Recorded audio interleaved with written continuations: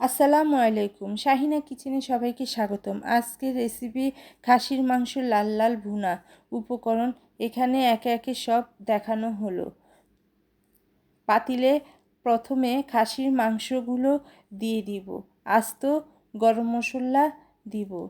এখানে আদা বাটা 1 চামচ, রসুন বাটা 1 চামচ, হলুদ 1 চামচ, মরিচের গুঁড়ো 1.5 চামচ, জিরে গুঁড়ো 1 চামচ, ধনিয়ার গুঁড়ো 1 চামচ, লবণ পরিমাণ মতো দিব। 1 কাপ পেঁয়াজ কুচি দিব, রান্নার তেল পরিমাণ মতো দিয়ে ভালো করে মাংসটা মাখিয়ে নিব, যাতে মাংসটা ভালো করে মাখা হয়। পর 10টা মিনিট মাংসটা মেখে রেখে দিব। কিছুক্ষণ পর চুলার উপরে রান্নার জন্য বসিয়ে দিব। মাংসটা যখন কষানো হয়ে আসবে, তারপরে এখানে আমি অল্প পরিমাণ পানি দিয়ে দিব।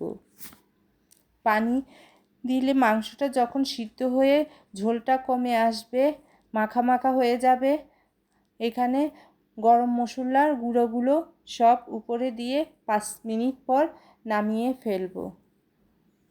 পর পেঁয়াজ কুচি, রসুন কুচি, তেল, 2টো শুকনো মরিচ দিয়ে বাগার দিয়ে আমি খাসির মাংসগুলো বাগার দিয়ে এখানে লুচি, পরোটা, ভাত যে কোনো তরকারি দিয়ে খাবেন, খুব ভালো লাগবে।